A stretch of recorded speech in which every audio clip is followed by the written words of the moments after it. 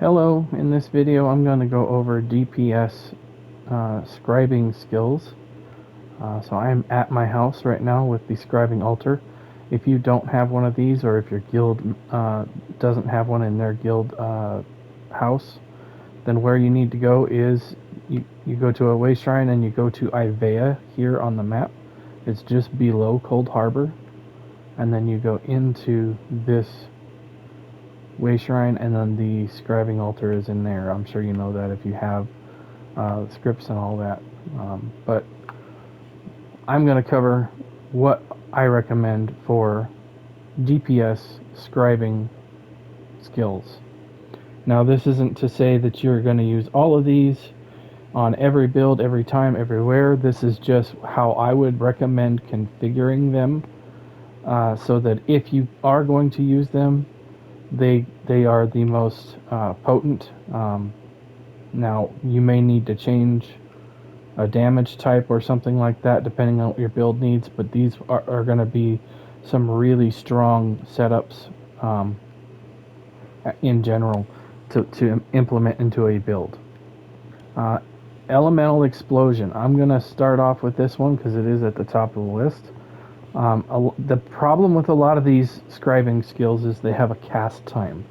So you have to be really careful when and where you use these, because if you are in the middle of the channel to pop this off, you could be in trouble, especially in like a solo instance. You could take a heavy attack or something like that. You still can roll dodge and cancel the spell out, but just keep that in mind. This is kind of a tricky one to use. You want to do this at the beginning of the ad pool, and then hopefully everything dies before the effects drop off. But let's get into the skills here. I recommend using flame damage, and the reason why is because this is the most strong damage ability on here. If you are a DPS, you don't want to be using things like knockback or stun, because those are going to interfere with your tank's ability to chain in ads and all that. So don't use these if you're going into PvE. I'll cover PvP in a completely different video, so if you're sitting there thinking about, well, what about PvP, I'm not talking about that in this video. So just keep that in mind. Frost damage is okay. Now you will see on the screen that the damage numbers do the same amount. When I say that flame damage is more, I'm referring to the status effect that comes with it. The damage effect of burning is much more potent than all the other status effects in the game. Then there's frost damage. Magic damage will proc overcharged, which will give you magicka back. Shock damage will inflict with concussed, which will in turn give you minor vulnerability. So I would say this is probably the second best one to use behind flame damage. This will do minor brittle, or chilled, I should say. It's not a guarantee, but it is a high probability because of the way the passives are in the destruction staff skill line. I'll just show you what I'm talking about here. They have an increased chance to apply status effects, just a default. So it's much higher than any other weapon type just on its own, and then you can stack into that if you wanted to with a charge trait or something like that to increase the chances even more so. But that's going to increase your ability to apply status effects. So I would go with the flame damage for sure. This one is going to apply burning, chilled, and concussed. However, I would say probably the more potent choice here is to make this do a flame damage over time. This is a very strong damage over time ability, and in terms of area, it's huge. This is a 10-meter radius that hits for quite a bit. it's easy to hit a lot of ads. We'll put it that way. And then this third, I should cover this other stuff here. Class mastery is going to depend on what type of base class you're on. Druid's resurgence. This will give you magicka back for every enemy hit. So if you hit a lot of enemies with this, you're almost going to get all of the cost of the spell back. This is going to reduce enemies' movement speed. Again, with tanking involved, if you're not a tank, you don't want to use these two. These are going to hinder your tank's abilities to do their job. Don't use these. And then there's a damage shield. I wouldn't worry about this as a DPS. Your supports should be giving you all the shielding and healing and all that and the resistances that you need. Don't waste this on something that you could be adding to your damage. I would say this is probably number 2. This is probably number 1. And the reason why I say this is number 2 is the status effect here are only going to apply once every 4 seconds or so, or 5 seconds, excuse me. So I'll show you what I'm talking about. Once I get this built, I'll show you. Then there's brittle. If you need brittle, it's going to increase their damage, their critical damage taken. I would say probably with subclassing being live now, this is kind of a dead script because this isn't going to give you as much potency as it used to. Brutality and sorcery, if you need that, that would be a good one. Although I will say this is usually already in your kit from either scholarship or possibly even ingenious weapons from a tank or something like that. You don't really need to worry about reducing the spell damage of an enemy. This does not work in PvE. PvE monsters do not heal, and they don't have, well, some of them do have shields. However, I would say that the amount of times you're going to run into that, this is going to be a waste of a script. So don't use this in PvE. Dungeons, Trials, Overland, all that. I wouldn't use it. This is another one. This reduces critical damage done by the enemy. PvE monsters cannot critically strike, so this is a no-no for PvE builds. Lifesteal. This is probably already going to be present in your group if you have a healer running the Blood Altar, so I would not use this either. Magicka Steel, however, could possibly be beneficial.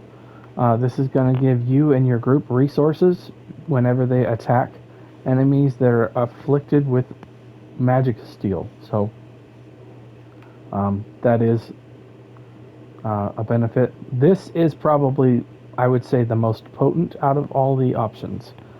Off Balance is going to help you trigger the Exploiter passive, which is one of the strongest abilities that you can do. So I would say go with that. Savagery and Prophecy, again, are probably already on your build in either a potion form or a slotted skill of some kind. I wouldn't waste this here. I would say probably Off Balance is your number 1. Other than that, maybe Magicka Steel. These two are probably the best third piece. Brittle, if you need the extra crit damage in your group, then this could be usable, but I'm going to say because it's so easy to get to the critical damage cap now, I would say this is probably not necessary. So I'm going to go ahead and build this with the Assassin Misery skill script, and then I'm going to go downstairs here where my dummies are. I'm going to put this on my bar so I can actually use it.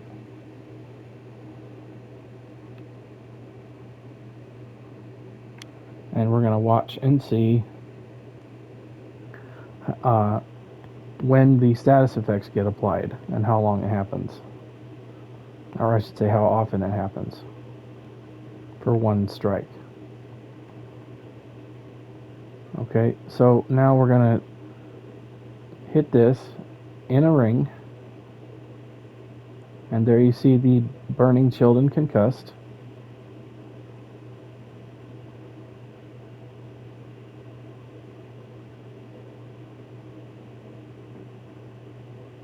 And that's it. That's all they got was that one hit of status effects. So in a really weak ad pull, you could use that. However, I'm going to show you why the Lingering Torment is probably the best. I don't remember what it's called specifically. The best signature script. The Lingering Torment is by far, in my opinion, the best one. And because the reason is it keeps that damage ticking the whole time, rather than just getting one hit like that.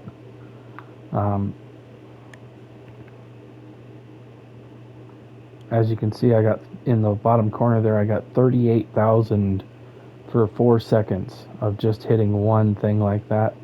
So we're going to test what my DPS is for one strike on this version of the scribed skill here.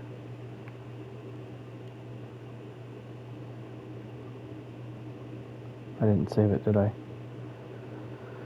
It's awesome. Go back and save it. Apparently I need to drink some more coffee.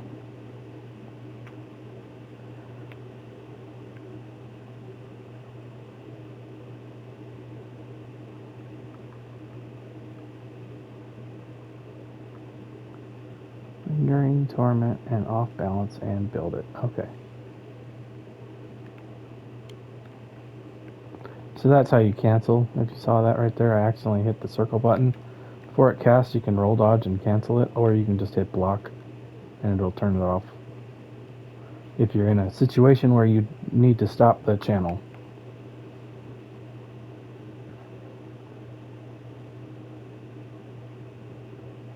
Okay, so now here we're going to go finally down to the skill with the Lingering Torment dot. So now we're going to probably get some burning status effects in here as well. So yeah, as you can see, this hits in a very large ring, and these guys are going to continue burning the entire time.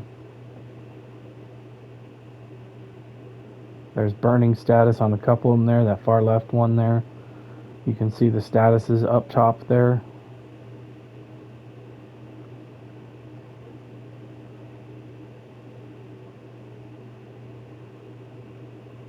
So a little bit less damage than having all of those together. However, you would have to recast this way more often to get the benefit from the status effects. Now, status effects are extremely strong, I will say that, but if you're looking to get a status effect, there's a lot of different ways into doing that. So I might do that in a video as well, how to get some status effects into your build in an efficient way. But this is a really good skill to use for a large area of ads. As you can see, it hits for a large amount. You can even fire this for a distance away, and it'll hit far away, or you can land it right around you. Just depends on where you aim. So it can be very useful. Mender's Bond is a healer one. Shield throws for tanks. This is a two-hander. So I've kind of already gone over which ones are strong and which ones are weak. But the difference in the two-hander one is they don't have, like, elemental does not have bleed, and it does not have poison, and it does not have disease. So the martial damages are not here. There is physical damage, which is a little odd to me. I don't understand why they are permitting a physical damage to be on the elemental explosion, which will, if you notice on the right, it will change this to a stamina skill. So if you're on a stamina build and you want to have a destruction staff on your back bar, but you're kind of aching for some stamina skills, this would be a way to do that. If you do the Lingering Torment like this, then that's going to proc Sunder status effect quite often, which is going to inflict with minor breach as well as give you a 100 weapon and spell damage buff. So keep that in mind. So that might be a probably a tied with shock damage actually, depending on if you want the damage type to be stamina. But let's go into this. So there's bleed on this one. This is going to be very strong, and the reason why is because you can proc the hemorrhage status effect with this damage type. So that is the strongest damage type in the game. If you get hemorrhage to stack up 3 times, it hits harder than any other status effect in the game. So that is something to look at there. If you are on a two-handed sword, I would probably stick to a stamina skill. I would try to not cross over to the other damage types like I showed you with the physical on the destruction staff. It's probably going to cause you a little bit of a problem if you're not built properly. So your damage over time should probably mostly match your disciplined type is what I like to call it, magicka or stamina.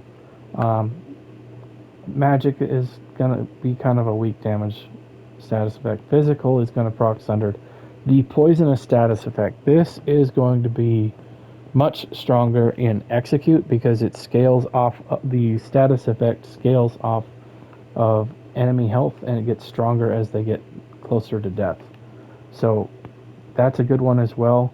Again, do not use knockback, stun, or taunt in a PvE situation where you are not tanking. Those are going to really piss off your tanks. Don't use those. Class mastery is going to be different for every base class, like I've said before.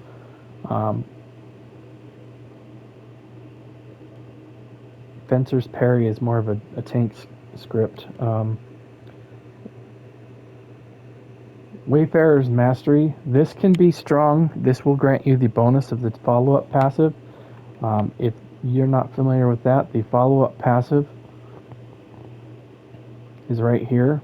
When you complete a fully charged heavy attack, your damage done with your two-handed attacks increase by 10% for 4 seconds. So that script right there can give you the 10% increase without having to do the heavy attack, essentially. Then there's Berserk for your affix script. This is really strong if you don't have Berserk in your build.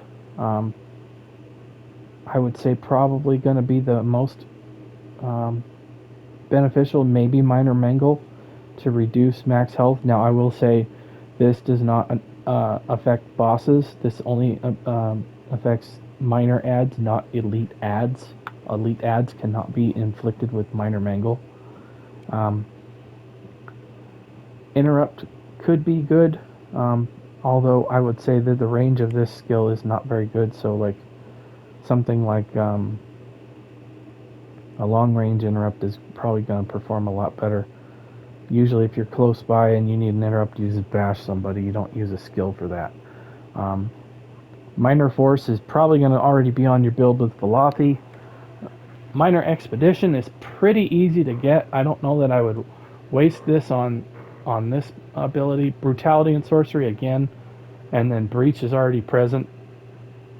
I would say probably Mangle, but Berserk is probably going to be your best bet on this. There's really kind of some crummy selections for this skill, but Smash is an okay skill. It's not a great one. Traveling Knife. This one is a lot of fun to use. It is expensive. Unfortunately, I would really like to use this as a spammable if I could, but it does cost a lot. So, for example, if you're going to make a poison, and then here you have the strongest script in the game, in my opinion, and that is the Assassin's Misery. This will increase the chance to apply status effects on the enemy by 100% for 10 seconds. This is really strong. And then you can put on, again, here's Off Balance. This is going to be a great one. So for example, you can see how much this would cost as a spammable. 3,326 stamina that's a lot. That's going to drain your resources. So unfortunately, they have not given this a very nice number to use, and I know that it's affected by the scripts that you pick for the most part, but this one is very expensive to use. So I would say probably pick something. This one's another very strong one. The Warrior's Opportunity. Enemies hit take 8% more martial damage for 5 seconds. So if you pair that with Off Balance, you're really going to increase their damage done. Now when that says martial damage, they're talking about if you go into the champion tree and you go into the blue tree and you go over here. There's two types of damage. There's the magical damage here, where you get magic, flame, frost, and shock. And then there's the martial attacks, where you get physical, poison, disease, and bleed. This right here is what that script is referring to. You can increase the damage taken from poison, bleed, and physical by using this script right here, and it inflicts them for 5 seconds. And then you can also hit them with the Off Balance. So if you have this on poison like this, I'll just go demonstrate this. This has got a 15-meter radius as well. So I'll put this on my bar.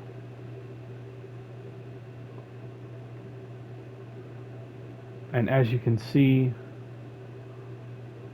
the skill went down a little bit, and it's because I'm wearing medium armor, and that didn't show the bonuses, unfortunately, until I put it on.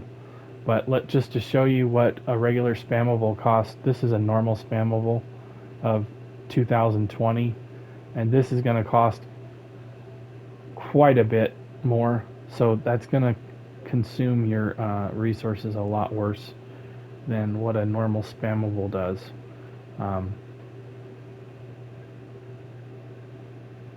Again, I would probably put this on as almost an intermittent spammable, something similar to like Blast Bones or something like that, because it's going to inflict with Off Balance.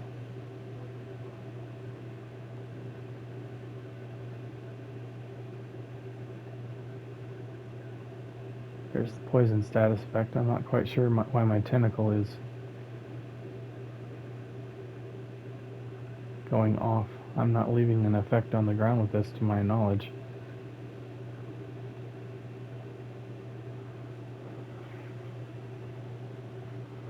But anyway, that's the traveling knife. That is a very, I would say that's probably the one of the best ways to set that up. It's going to do a lot of damage for you. If you can sustain that as a spammable, I would say go for it. It's really strong. But you're probably going to have to just ease it in every couple of casts, similar to like what you do with Blast Bones, to keep that Off Balance and the Warrior's Opportunity up on that. You can still do Assassin's Misery. That'll increase the status effect chance by 100%. Now, this is a tricky part here. This does not mean that you're going to get a guaranteed 100% status effect for 10 seconds. What it does is it increases the chance to apply the effects to the enemies by 20%. So what that is you go into your help screen here, you go into your tutorial, go all the way down, and then go up a little ways here to combat. And then you go down to status effects, and you go scroll down on this. And this will show you at the bottom, this is the chance of how you apply them. So for example, your weapon enchantment has a 20% chance to apply a status effect. So if you're increasing that by a 100%, then your weapon enchants will be 40. And then the next one down would be 20, and then the next one down would be 10, and then 6, and then 2. And then 0 would stay 0, obviously. But that's how the chance increase works. It doesn't mean that you get a guarantee. You have to go to this table right here and then look at what kind of increase they're giving you to find out what the result is going to be. So, for example, when you look at a charged weapon trait, this is going to be where you're looking at the chance, and it says 235% increased chance on a two-handed weapon. That's because your base chances are here, and it's 200% of these chances. So that would mean almost it's more than double, basically. It's basically almost 3 times, a little bit more than 3 times the value here, is what it is. So anything that you add into the chance to apply is referring to those numbers there. Gonna go a little bit quicker here because this video is taking way longer than I thought it was gonna be. But Vault, I don't normally use this in PvE. I don't like the animation of it flipping you 15 meters back. In PvE, I feel like you should be standing really where you're at, and that backflip there is kind of a no-no for me. Soul Burst, you can pick whatever damage type you want for this, but I'm going to tell you that Bleed, Flame, Physical are going to be the top 3. If you got some base class that it boosts certain damage types, like on the Warden with Winter's Embrace, then you might want to lean into the frost damage, for example. But the status effects, again, the strong ones are going to be the Bleed, Flame, and Sunder, and then also Concussed. So for the signature scripts, if you've got a ton of soul gems burning in your pocket, then this could be really strong. However, if you run out of soul gems, this is not going to proc. You're not going to be able to res somebody. I wouldn't recommend using this in PvE, because if you run out of soul gems in the middle of a trial, you're going to be in trouble. You can't res anybody without soul gems. So keep that in mind. I would caution using this unless you really have a ton of them. This one again consumes soul gems to give you ultimate. Just be mindful if you're going to pick this to make sure you have soul gems stacked up to your eyeballs. You'd be surprised how fast you can burn through those. Class Mastery, again, I've gone over that. This is more of a tank or healer script, I would say. Again, don't use any snares.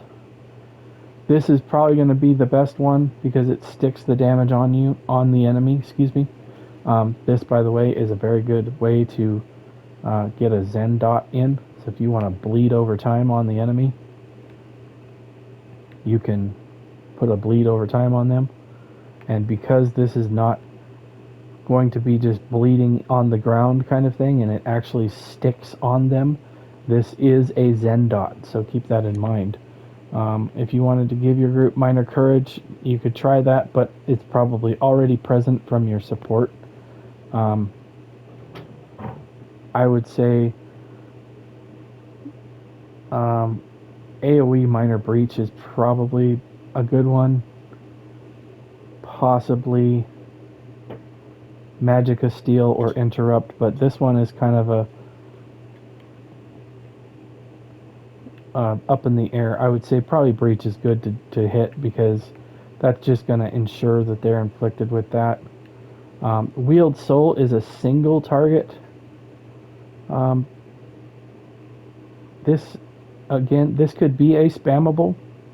It does cost the same as a regular spammable. However, it is lacking in some signature script categories here.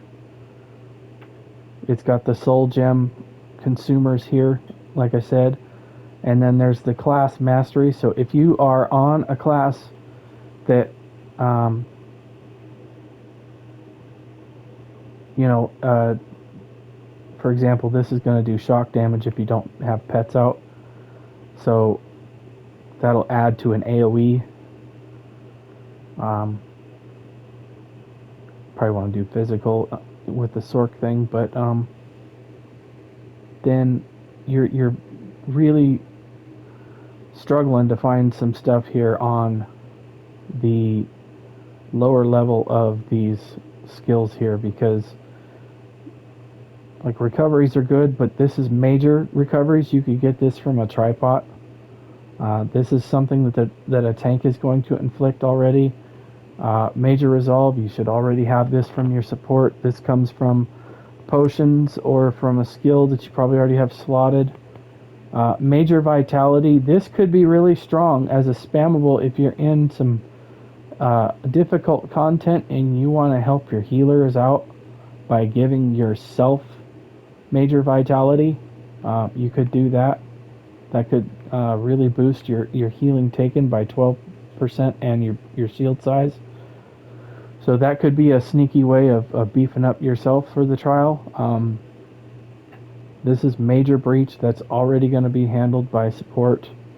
Cowardice shouldn't be, and then defile does not really work in PvE. So again, it maybe I would say probably vitality is the best one to use on this if you're going to use Wield Soul as a spammable. Lingering Torment as a spammable really doesn't kind of make sense to me, because you're going to be hitting this over and over again. So this might be the better one to pick. That way it gives you back some resources and makes your spammable cheaper, but this is going to add damage, so I would say probably this right here with the vitality would be the way to go for that. Torchbearer, I would say this is a support skill. This is mainly used to provide everybody with minor heroism, although I will say minor heroism is probably much better sourced from the banner. If you have banner wearers, put the minor heroism on that. Ulsford's contingency, you could probably make this behave very similar to the Soul Burst. The difference is you have bleed and physical here, whereas with Ulsford, you still have the bleed. This is going to cost magicka regardless of what you do to it, because it's a mage's guild skill. And then with Soul Burst, if you pick bleed, it's going to do stamina. So keep that in mind. If you need it to be stamina, you probably need to pick this one. This one is going to give you access to the mage's guild skills if you use this, and it's got very similar choices here as the Soul Burst does. There's 7 signature scripts there, and then this also has 7. So there's a little bit difference in selection here. This is a damage reduction. I would say this is probably a tank skill or script, excuse me. Maybe healer if they use this. But this is really good here if you're gonna put this on your build. This will give you your next direct damage attack. Not all of them for 7 seconds, but if you were to, for example, pair this with the Tentacular Dread, this would make the Dread hit harder. So you could do that right before you hit the Dread. And then these are, again, the same selections. You could get Breach, maybe give yourself protection and everybody else around you. Although I will say this is probably already being used by support, so vulnerability is pretty easy to get, but if you're wanting to hit it in AoE, that might be a good one. Intellect is usually what I use on Ulsford contingency, because with the Lingering Torment and then the Flame, this is a really good parsing skill to use to keep yourself up with minor recoveries. So this is probably the most common use of this skill, is when you're parsing to use the flame, lingering torment, and then the intellect right here like this. That way you can keep your sustain up a little better. For the banner bearer, I'm going to recommend the shock, the cavalier's charge, and the heroism. That should be your DPS banner at all times. That's going to make it so everybody can stack into the same stuff and get the same kind of benefit. And then trample I would not use on a DPS. This is probably okay in like overland, where you can kind of set this up for your ad pull and then do maybe a stun with Assassin's Misery and off balance, and then you could really set your ad pull up to die. But I will say overland stuff dies pretty quickly anyway, so I would probably not use this on a DPS, because the 2 second, or excuse me, the 1.5 second channel on that is really disruptive. So be careful about that. And again, that is the drawback to some of these, is there's channels to this stuff. So I'm going to end the video there. This has been a lot longer than I anticipated, so sorry for that if I bored the crap out of you, but I'm trying to give as much information as I can in these videos so I can touch on some stuff that maybe people don't know about. If you don't know where to get some of these scripts, I will do this real quick. You can go into the journal and the achievements, and the scribing came out with the Gold Road chapter. So if you go to the Gold Road here, and they moved it, it's no longer in there. So now scratch that. It's in the character screen now, I believe, because scribing is base game. So you go down to scribing here, and what you want to find is, like for here, it'll say the signature scripts. In this description here, it will tell you where you can get. Oh, that's excuse me. Here's the focus script. Okay, so this is the very top selection that you make. You can get this from PvP rewards, Mages Guild dailies, or you can buy them from the Scalarium guy. Those are rotating. And then any daily delve, like if you do High Island dailies or something like that, if there's a delve daily, then they have a chance to drop from that as well. Now I will tell you, you get one guarantee drop account wide for this per day. So if you do one per day, you will get all the scripts eventually. But what I would recommend you do is learn all the crappy ones on your main character. So for example, the trauma, the taunt, the restore resources, pull, all this. Now this is if you're a DPS. If you play all three roles, then some of these you're going to want to specialize in getting multiples of. So if there's a script that you need to have, don't learn it. Put it in your bank.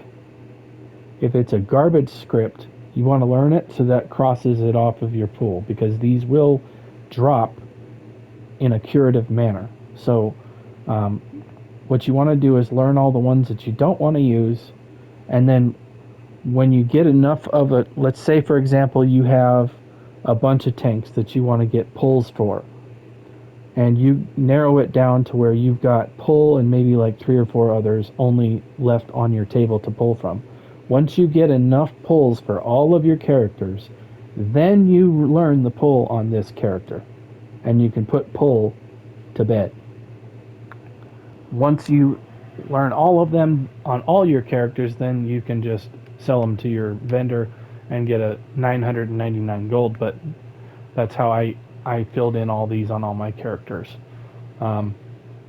Signature scripts drop from World Boss rewards dailies, not from the actual World Boss, but the turning in the daily. Or if you get Cyrodiil rewards of the Worthy, or a Fighters Guild daily. And also these are also sold in the Infinite Archive and the Scalarium. And then they have the affix script. This is the very bottom one. These are done from incursions such as like the geysers in Somerset or the Miramore incursions in West Wield. Also, dailies from the Imperial City, and then also the Undaunted dailies. So, if you're having trouble remembering how to get all this, what I would recommend is to do your base game dailies, your guild dailies, your Mages Guild, Fighters Guild, and Undaunted, and then go do a daily from a DLC zone such as High Isle or something like that, and then you want to run one random dungeon.